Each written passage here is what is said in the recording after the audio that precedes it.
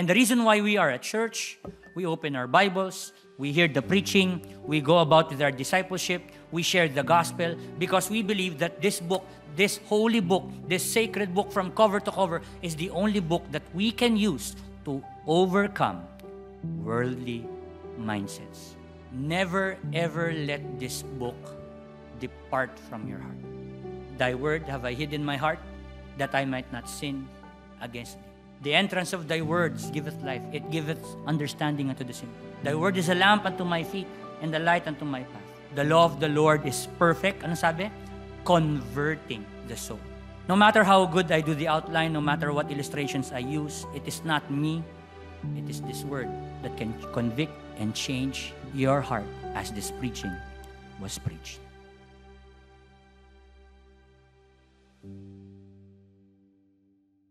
Second Corinthians chapter 10 and verse 5.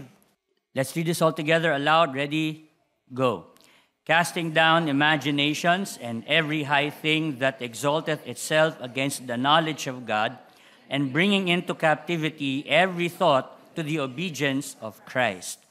Tayo po yung manalangin. Dakilang Diyos, maraming salamat po sa gabing ito that we can come together in this place of worship, in all our places of worship, to hear your word, to glorify and to magnify your name, and to render our thanksgivings unto you, O Lord. I now ask and pray that you would empower this message tonight as it will be preached. Hide me behind your cross, anoint my lips. May no other person be highly lifted up but you alone. I pray, Father God, that you would move in the hearts of everyone. I'm praying, Lord, for our beloved Tati. Continue, Lord, to guide him, protect him, O Lord, and keep him, Lord, safe. Strengthen him. Recover him, Father God. Renew his strength. We love you, we praise you. For all of this we ask in Jesus' name. Amen and amen. You may be seated, please. The title of my message tonight is Overcoming the World's Mindset. Overcoming the World's Mindset. Earlier, we had our scripture reading from Daniel chapter 1. We are familiar with the story of Daniel and his 4 friends having been taken into captivity from Judah to Babylon. When I look at that story, it for me becomes a reference point of what we are seeing right now in our day and age.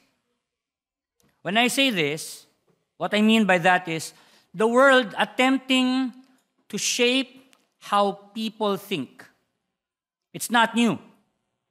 It might look new because today you have all forms of social media, videos, influencers, vloggers that are coming up with their different opinions and views, perspectives on what's happening. And what they're trying to do is they're trying to change the way we think, the way we view what is happening around us. In Christian apologetics and philosophy, we call that as a worldview. When you talk about the term worldview, it's how you look at what is happening around us. So here in Daniel chapter 1, as you read earlier, we see a powerful empire, the Babylonians.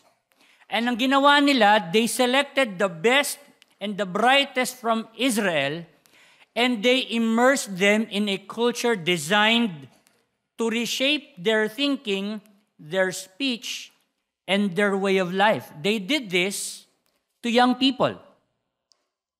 Ang pinili nila yung mga matatalino, mga may itsura, mga talented. Yun ang pinili nila. Cream of the crop. Ika nga. And they wanted to take this batch of young people, brainwash them into thinking the way they think. To the end that these brilliant young minds would contribute to the betterment of the empire. See, the strategy was very simple. You reshape their minds, you reshape the person. Because what you think is what you become. Who you think is who you are.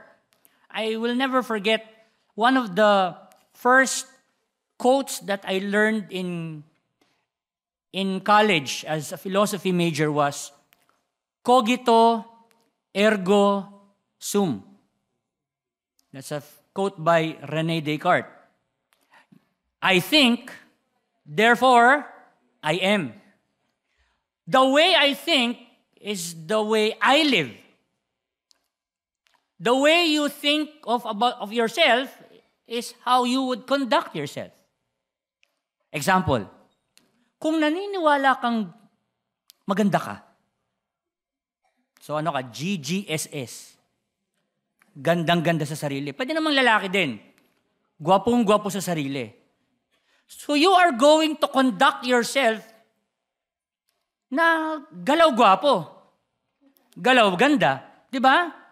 To the point na, nauso na nga yung term na tiis ganda. Alam niyo yung term na tiis ganda?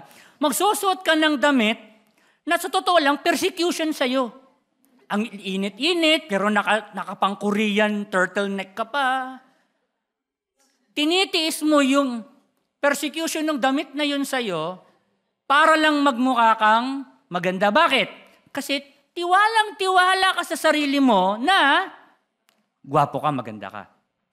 Yun ang ibig sabihin ng GGSS. Mag-ingat po kayo sa GGSS. Sapagkat ang unang-unang GGSS ay isang anghel na nahulog mula sa langit. Yan din ang ibig sabihin ng GGSS. Ganyang-ganyang si Satanas. Tama po ba? Oo.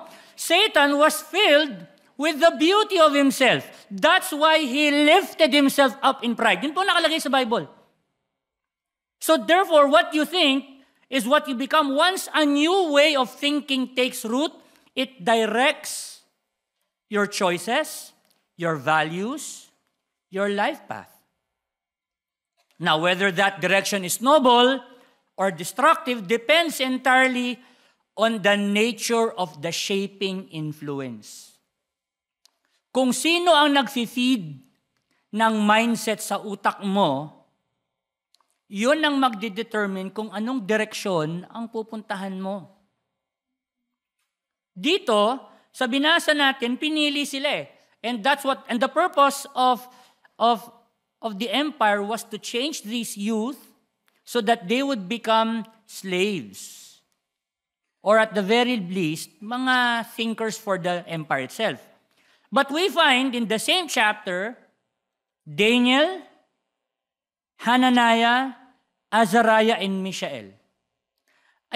For me, I would rather use these names because these are their real names. Yung Shadrach, yung Meshach, yung Abednego, bigay ng Babylon yun eh. Doon sila mas nakilala, but in reality, we should, be more familiar with their Jewish given names.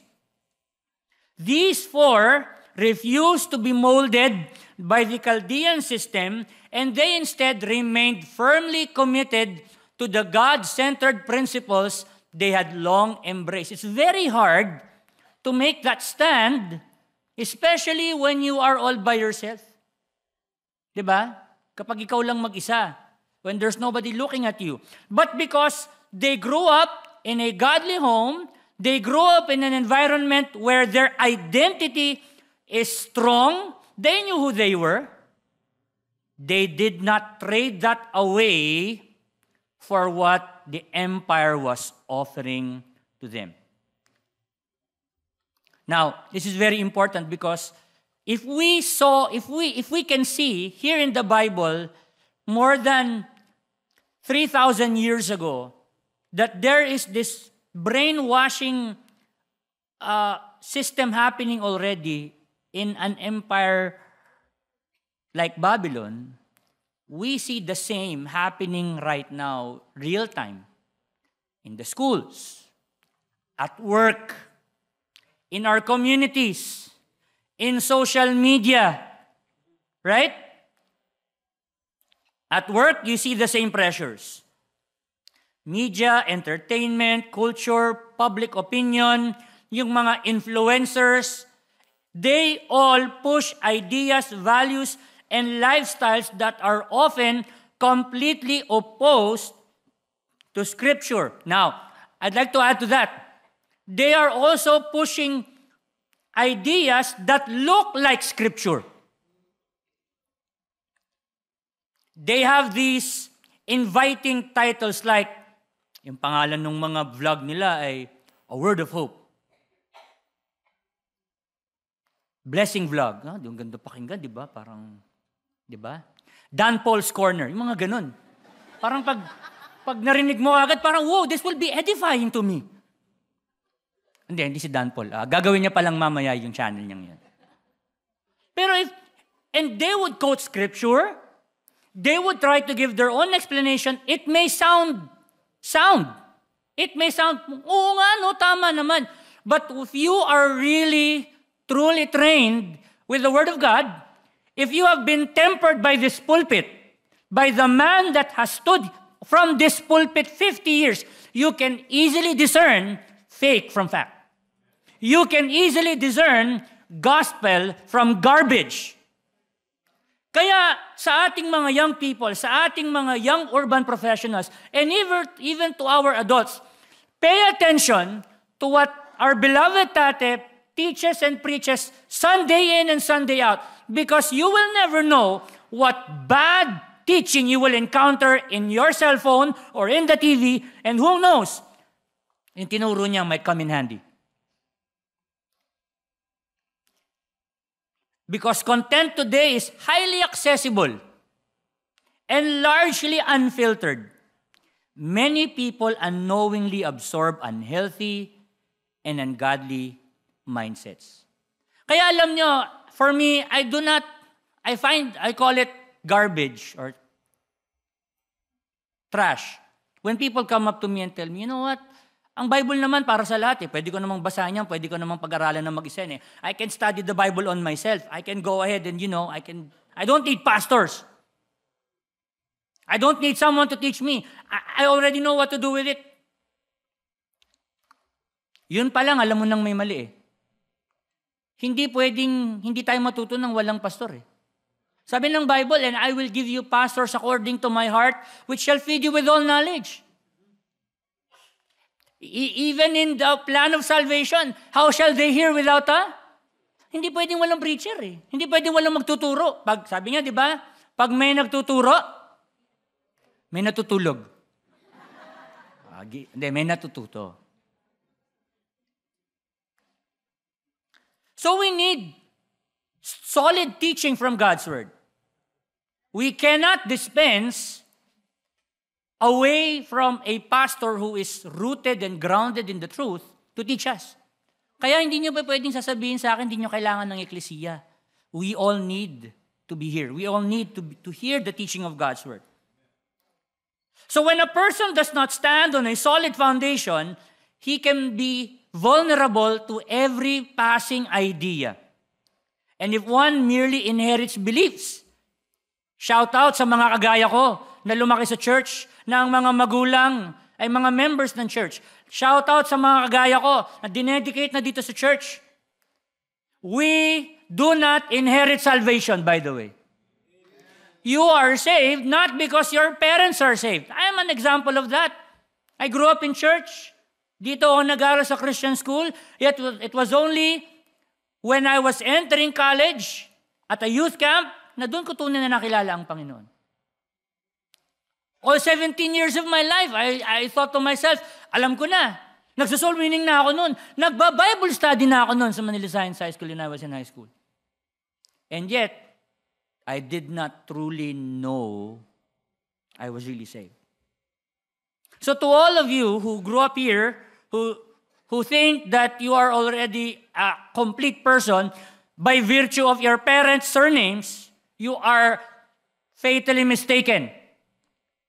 Do not let this night pass that you did not check on yourself and ask yourself, talaga nga ba akong save ako?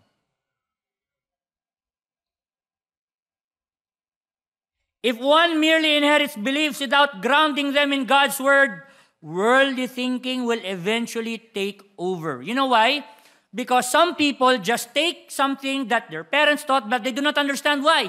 And then when the questions arise, when the debates begin to ensue, and you are being asked about what you believe, why you believe what you believe, and you don't know the answer, you are going to look for answers elsewhere. Parents, mahalaga rin po sa atin ito. Do you know why? I've seen this. Our generation of young people today are a generation of seekers of answers. Matanong ang mga bata ngayon. Matanong, napakamatanong. At pag hindi natin maibigay ang sagot sa kanila, hahanapin nila sa labas ang sagot na hindi nila mahanap sa atin. And the danger is, you have teachers, professors, classmates, orgmates, clubmates, whose thinking is not aligned to this book. There are mindsets that are dangerous. There are mindsets that you may not notice, but they are slowly changing your child one short-form video after another. Mukha lang hindi dangerous yung mga lyrics ng kanta, yung mga videos. It might not sound dangerous. And the problem why for us it doesn't seem dangerous because we are not aware of the danger itself. Akala natin harmless lang. So, let us prepare ourselves, equip ourselves, arm ourselves with the tools coming from God's Word on how we can overcome the worldly mindsets. How do we do this? Let me first call out the worldly mindsets. Pag sinabi nating worldly mindsets, unang-una dyan, we have the mindset of misplaced priorities. The mindset of misplaced priorities. What do I mean by this? I will not read every verse there, but I know that you're familiar. Can I ask our PowerPoint, our team in the audio to just show the verses? And let me just give you an idea. Dito sa Luke 9:61 to 62, you find how the Lord was calling for disciples and the disciples were giving various excuses. Panginoon, susunod ako pero magpapaalam muna ako. Panginoon, susunod ako pero ililibing ko muna yung tatay ko. Panginoon, let me do this first. And the Lord said, no man having put his hand to the plow and looking back is fit for the kingdom of God. Here we find that the priority is not really the call of God. In Revelation chapter 2, verse 4, we find how that the ecclesia in Ephesus was told and rebuked by God, telling them that they have left thy what? First love. So nawala na yung priority. It's no longer this first love. Look at 2 Timothy chapter 4, verse 10. This is the story of Demas. In an earlier passage, mababasa niyo si Demas, kasama pa siya sa mga men na kasamang nagsiserve ni Paul. But here in 2 Timothy chapter 4, verse 10, Demas hath forsaken Paul. What? Having loved this present world. Bakit nangyari kay Demas? Demas di masyadong nagpe-pray. Di masyadong nag-a-attend ng church. Di masyadong nagbabasa ng Bible. Demas. You know, when we talk about misplaced priorities, these can come in some common forms of misplaced priorities like, spiritual matters are important, but my personal pursuits come first. Uunahin, mahalaga naman sa akin talaga yan pero may iba lang muna akong uunahin. I have heard young people time and again say that they will be faithful to the Lord when this is done, and then after it's done, something else comes up, tatapusin na naman nila yon hanggang sa wala na silang naibigay para sa Panginoon na oras, lakas, at resources. I know I'm not a perfect example. I know that you know me personally. I have a lot of my own personal pitfalls and mistakes. I'm not a perfect person. But if there's one thing that by the grace of God, I can say na natutunan ko kay Pastor, natutunan ko sa mga naunang BYIer sa akin, at yun ang naging cadence ng life ko nung estudyante ako, never kong pinagpalit ang ministry sa pag-aaral. Never na umabsent ako sa church dahil magre-review ako sa exam. Never na hindi ako nagpunta ng gospel class Never na hindi ako nag-choir. Never na hindi ko ginawa yung mga bagay na yan just so that I'm going to do something for my school. And I saw how God rewards those who honor Him first. Nakita ko po yan personally sa buhay ko. And I would tell our young people na magpapaalam sa akin, Pastor, I'm sorry, hindi po ako nakapunta kasi nag-review po ako. Tinitingnan ko sila, kamusta ang grade mo? Kamusta? Impressive ba? Hindi. Samantalang nakakita ako ng mga estudyante, even professionals, na inuuna nila ang ministry, inuuna nila yung kanilang service, inuuna nila yung pag-attend sa church, the Lord honors them, napopromote sa trabaho, nabibigyan ng iba't ibang mga job opportunities, na hindi kinakailangang makompromiso ang faithfulness nila sa Panginoon. Ano pa sabi ng iba? Alam mo, sarili mo muna. Put yourself above all else. The greatest love of all is easy to achieve. Finding love in yourself is the greatest love of all. Sabi yan ng isang dating Baptist. Alam niyo ba yon that Whitney Houston was a Baptist? She was a Christian. And yet she wrote a song that sounds beautiful. Siguro bala ng iba sa inyo yan pag bidyoke. Talagang nakaano yan. 4, 5, 9, 2, 1. The greatest love of all. Talagang, I believe the naka-ready ka talaga. Ginagano mo pa yung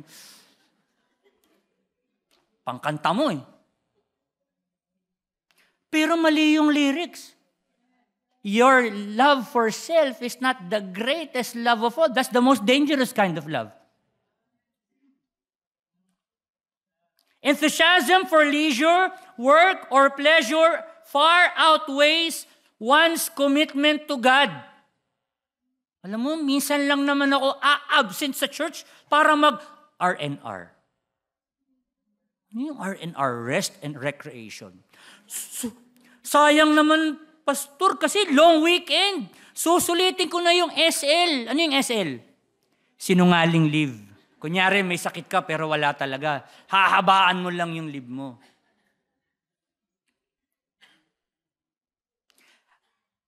Ito pa, talking about misplaced priorities. Sinasabi ko to sa mga young people. Pagyayaan ng basketball, oras 8:00, 7:00 nakasuot na ng uniforme. Nagwa-warm up na. Kahit mag-basketball yan ng 5 oras, hindi titigil yan. Kobe! Diba? Ayun, no?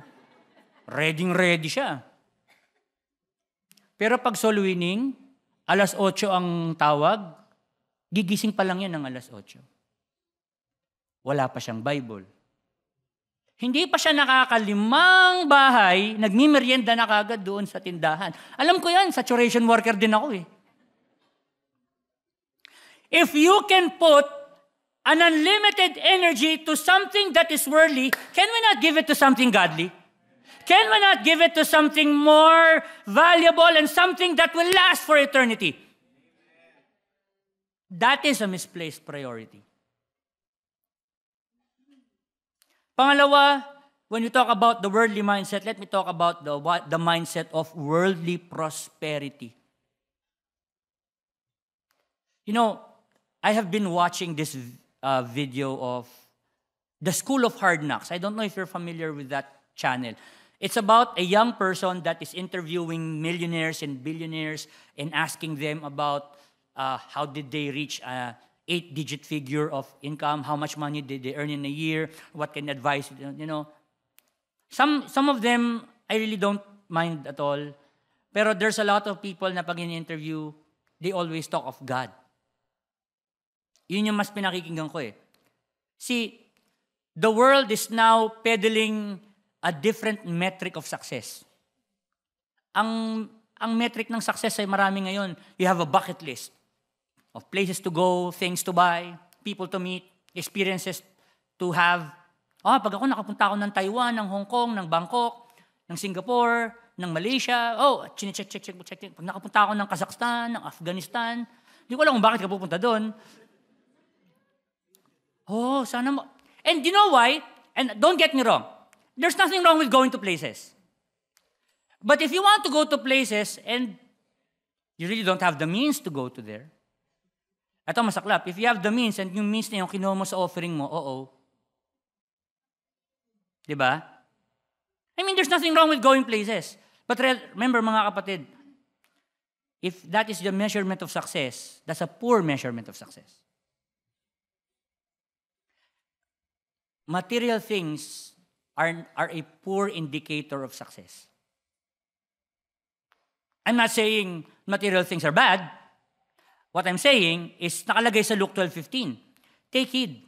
Pero bago po yan, tinan nyo, napakalin yan. Sabi dyan, take heed and beware of covetousness. For a man's life, take note, consisteth not in the abundance of the things which he possesseth. And if you know the story, the three words that you find in Luke 17:32, alam mo kagad ang tinutukoy dyan eh.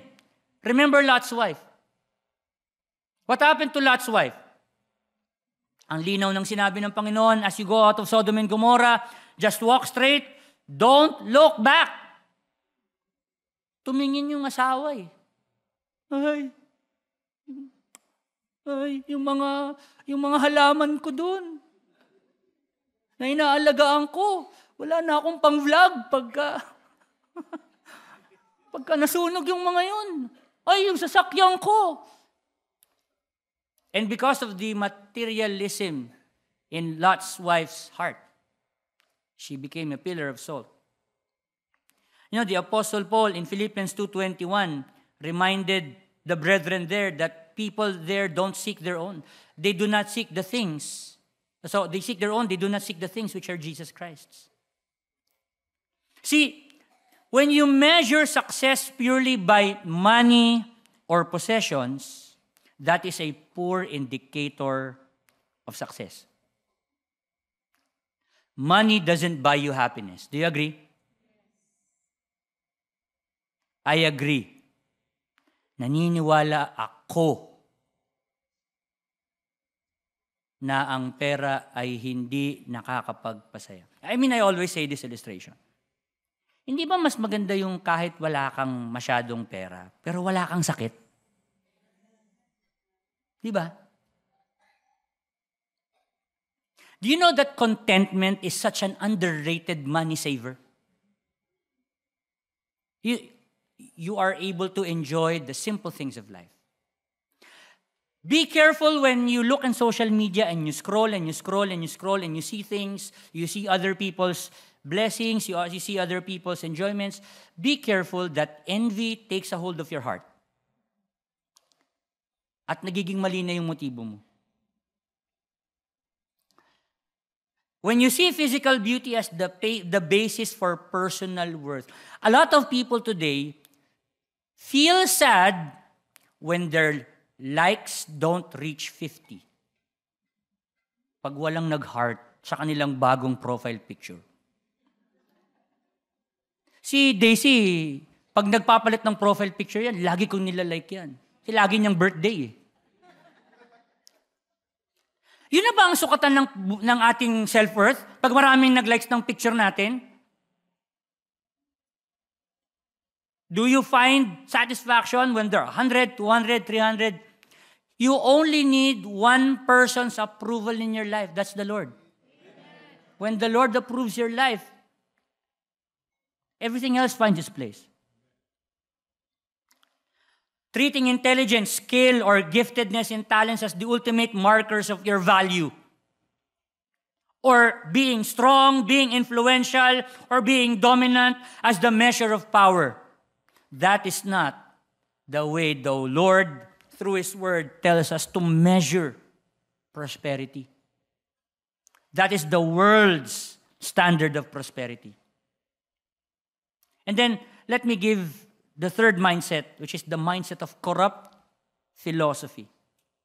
Sabi sa Colossians 2:8, beware, lest any man spoil you through philosophy and vain deceit, after the tradition of men, after the rudiments of this world, and not after Christ. In Isaiah 5:20, ito yung klase ng mundo na meron tayo ngayon. Woe unto them that call evil good, and good evil, that put darkness for light, and light for darkness, that put bitter for sweet, and sweet for bitter. Do you realize that we are now in the day and age where we are no longer the heroes? Hindi na tayo ang bida sa mga kwento ng marami. Lalo na kung Kristiyano ka, naninindigan ka sa tama, totoo. Uy, wag ka magsasalita ng politically incorrect. Kailangan alam mo yung kanyang pronoun.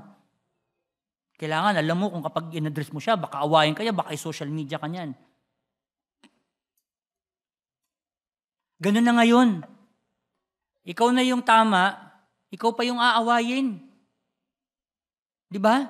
Ganun na ang mundo ngayon. They are now changing good for evil and evil for good.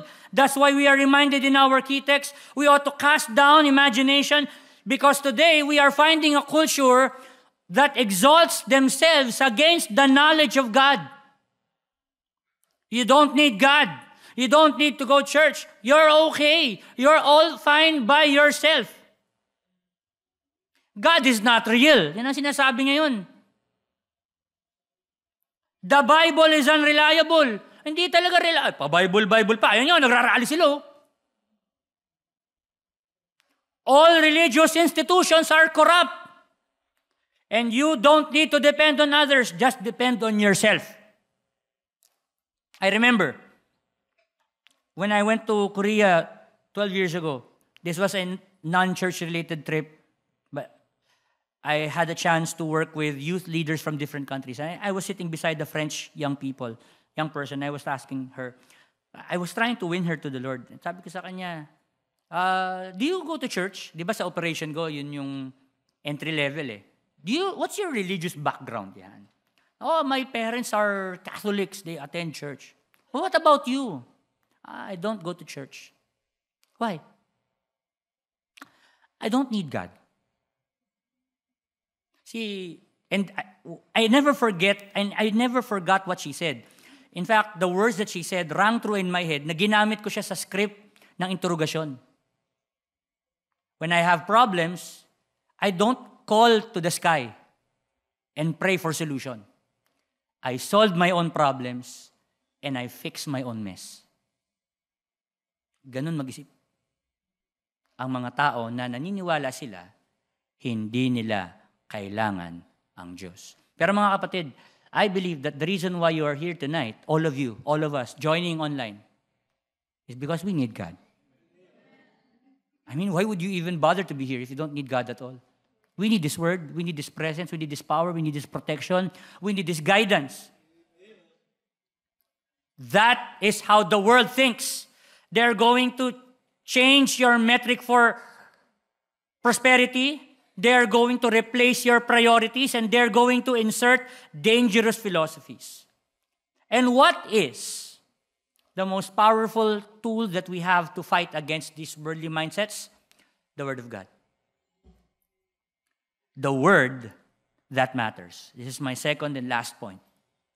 Why is it that the Word of God matters even today? Today na marami ng version, today na marami ng nagtuturo, today when it seems like parang nakakalito na yung mga nagtuturo, I still believe that this book, all 66 books, from Genesis to the maps, sinama ko na yung mapa. This still matters today. And this still matters to anyone and to everyone. Whether you're a senior citizen whose eyes are fast blurring, kung hindi mo na mabasa, pabasa mo sa apo mo. Makinig ka sa preaching ni BP. Nobody is too young or too old to continue reading and studying the Word of God. We cannot live without the Word of God. Kailangan natin ng salita ng Diyos. Why? Because the Word of God is foundational. Walang building pag walang pundasyon. Alam natin yung nakalagay, kinanta kanina, yung the wise man built his house upon a rock. Yan yung Matthew 7, verses 24 to 27. The Word of God is like a rock. Of course, alam natin na tinutukoy din dito ang Panginoon, no? As the rock. But the Word of God is a sure foundation. I remember the verse, if our AVP can show that, nevertheless, the foundation of God standeth sure. Yan ang sabi ng Bible. I think it's in Thessalonians. With the Word of God, when you know the Word of God, nothing can destroy you. Nothing can deceive you. With the Word of God, you can build a faith that stands firm when everything else shakes. With the Word of God, you can build a life that displays wisdom, integrity, and consistency. I heard a quotation recently, and this is something that we need to understand. We grow old too fast, but we grow wise too slow. Let me repeat that. We grow old too fast, but we grow wise too slow. Is it possible na tumanda ka nang wala kang pinagkatandaan? Yes. Is it possible na you just grew old, but you did not grow up? Di ba nakakatakot yung mga matatanda pero immature, kumilos, mag-isip, magdesisyon, samantalang hahanga ka dun sa mga tao na bata, pero mature mag-isip, mature mag-decide, and it is this word that will make you mature. Sabi ni Apostle Paul kay Timothy, let no man despise thy youth, but be thou an example of the believers. Ano yung unang-unang sinabi niya? In word. What Timothy lacked in experience, he was challenged by Paul to compensate for that by going deep into the Word of God. Ito ang magpapalalim ng maturity mo.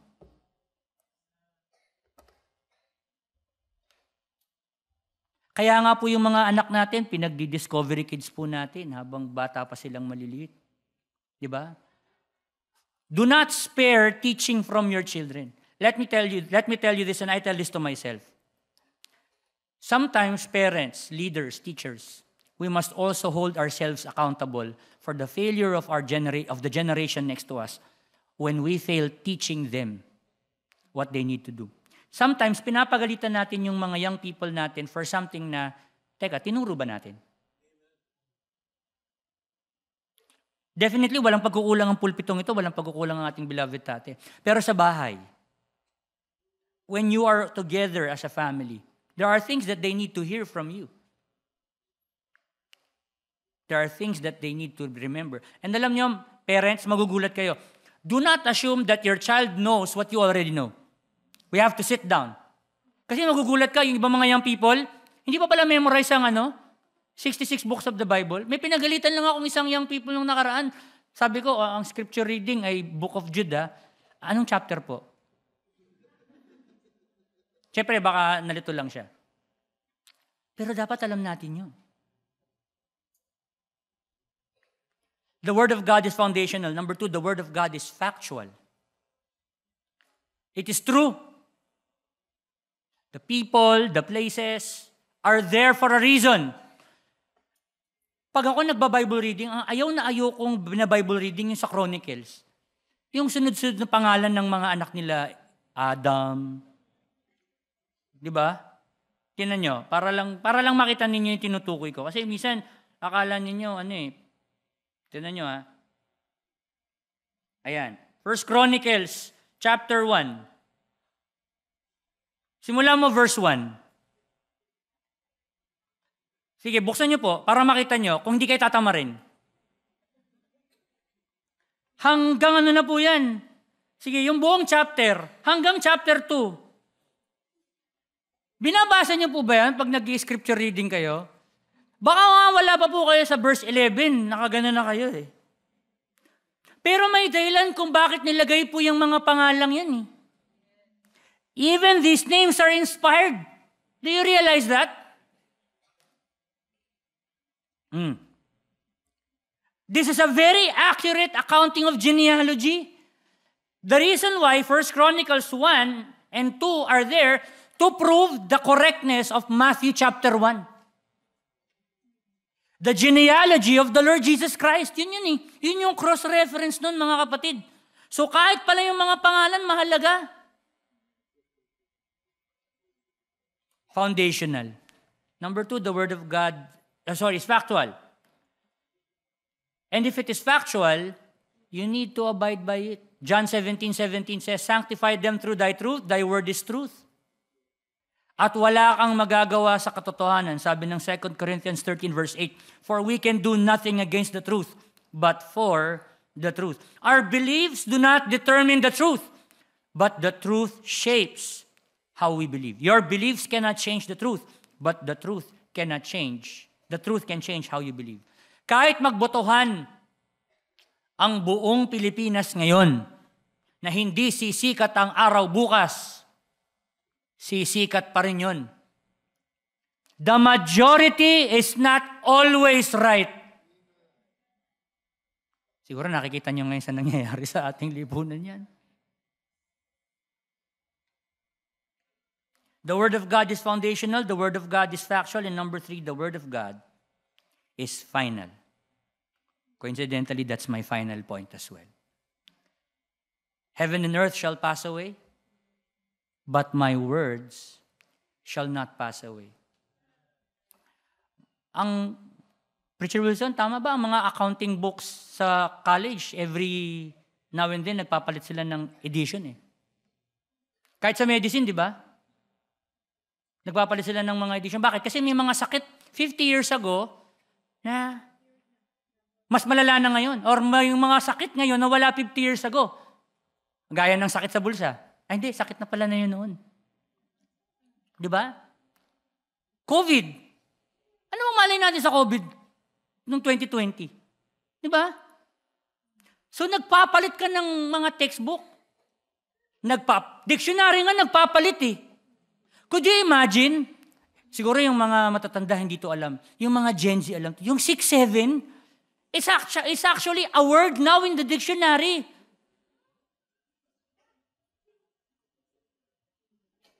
Tanyo, hindi nyo nga alam yung 6-7. Ang alam nyo lang, 5-6.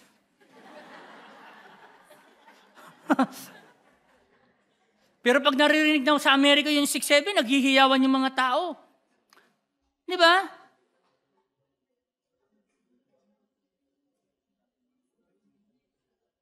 Could you imagine sa mga nasa probinsya, yung word na gayak, di ba? Gayak. Anong alam niyo sa gayak? Aalis na, di ba? May pupuntahan. Ngayon, di na gayak. Arat na eh. Ang pangit pakinggan, di ba? Pero ano yung arat? Binaliktad na? Tara. Hindi ko alam kung sobrang hirap ng mundo ngayon, nagtitipid na tayo sa letra. Ayaw nang sabihin yung go. G na lang. Ano, kain ba tayo? G. Ano ba masama dun sa O? Para idagdag mo lang dun sa G. Hindi ka naman nagbayad ng sobrang piso dun, di ba?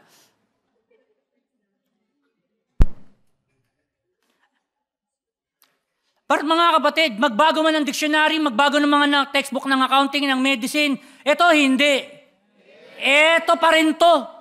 Mula noon hanggang ngayon, long before we're gone, this book will remain to be the book that our children will read, must read, and ought to read. Sabi ng Psalm 89 verse 34, my covenant will I not break, nor alter the thing that is gone out of my lips. It is God's perfect authority for imperfect people like us.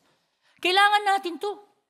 I mean, pag nakikita mo yung buhay mo, pag nakikita mo yung sarili mo, hindi pwedeng wala to. Kailangan mo na nagpapaalala.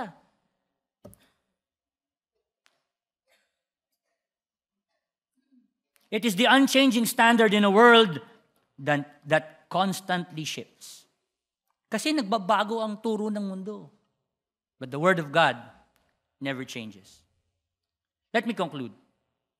The only way to overcome worldly mindsets is to surrender your mind to the Lord, bringing every thought into obedience to His word and His will. Yung po yung verse natin. Casting down imagination and every high thing that exalteth itself. When we got saved, that is one of the things that happened to us. Scripture teaches that transformation begins with a renewed mind, not a changed surrounding. Kahit lumipat ka ng lugar, kapag mali ang mindset sa'yo, ganun ka pa rin. Naalala ko yung kwento na may isang itlog ng agila na nahulog mula doon sa nest niyang mataas, gumulong, napunta doon sa nest ng mga manok. So nilimliman naman nung nanay ng manok, ano bang malay niya sa itsura ng itlog ng agila? Paglabas nung nagsabay-sabay din napisa. So napisa isa-isa.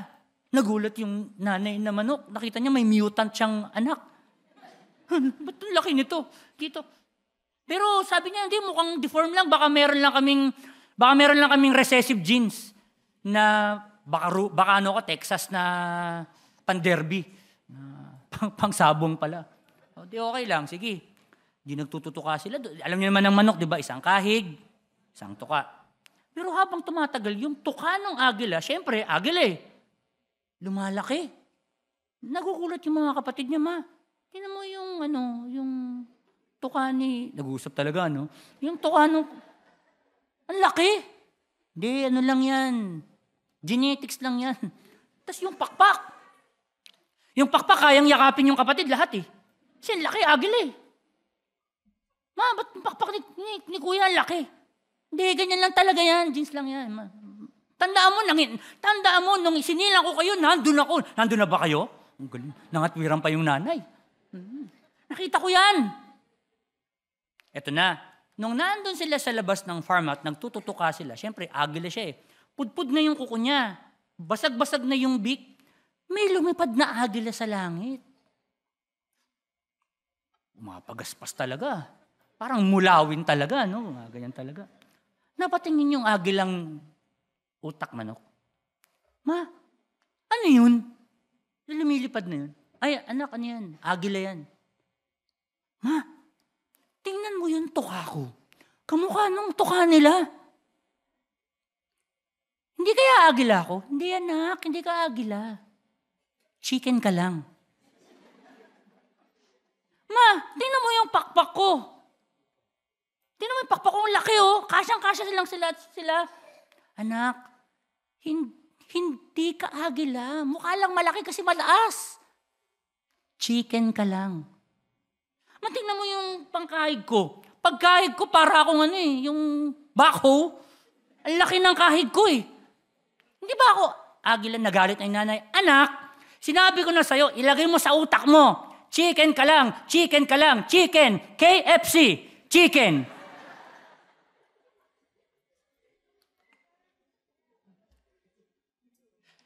So lumaki ang agila na utak chicken. Marami tayong mga Kristiyano, dapat agila ang lipad sa spiritual life. Pero nakikinig sa utak chicken na suggestion ng ibang tao sa kanila. So to surrender our minds, to surrender our thinking means intentionally rejecting the world's patterns and letting God's truth shape our values. Pag may sinabi ang teacher mo na alam mong hindi ayon sa Biblia, pwede kang manindigan. Sabi mo, ma'am, hindi po yan ang turo sa amin. I believe na ako po ay nilalang ng Panginoon. I did not evolve. I am fearfully and wonderfully created by God. Ngayon, kapag dinibate ka ng teacher mo, be respectful. Kailangan alam mo sasabihin mo. The surrendered mind reflects the very mind of Christ. Di ba ang sabi sa Philippians 2:5, let this mind be in you which was also in Christ Jesus. Ano yan? Humility, obedience, generosity. When these take root in the heart, the world's mindset loses its appeal. Remember, lagi kang madidistract sa isang bagay na mas maganda kaysa doon sa tinitingnan mo. Kunyari, si Brother Arnel Elamparo at si Ate Juby ay nagde-date sa Mitsukoshi.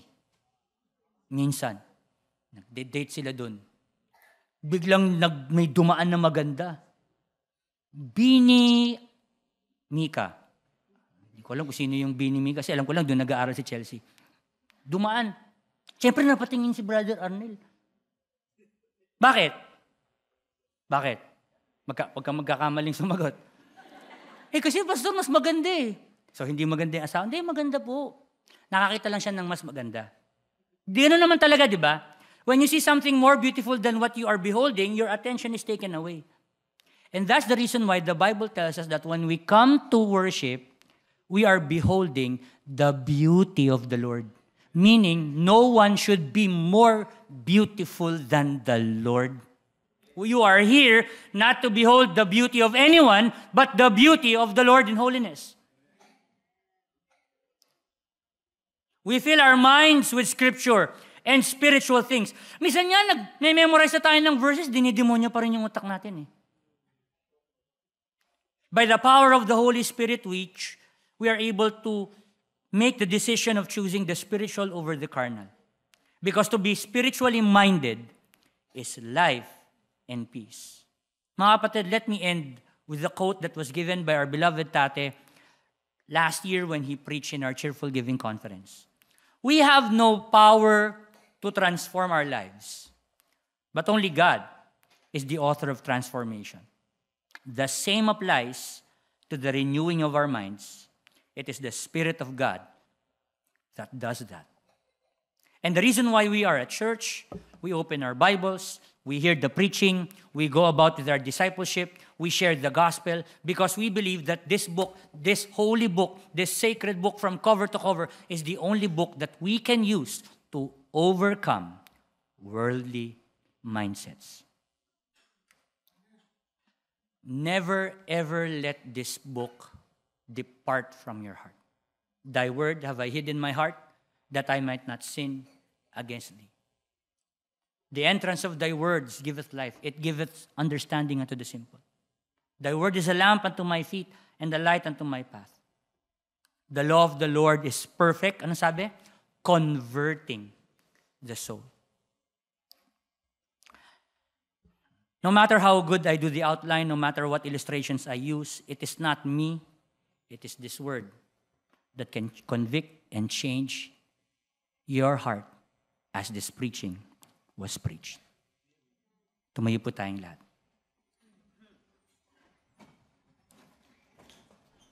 Every head be bowed and every eye be closed. Wala na po akong idadagdag. With what our beloved Tati said in our closing,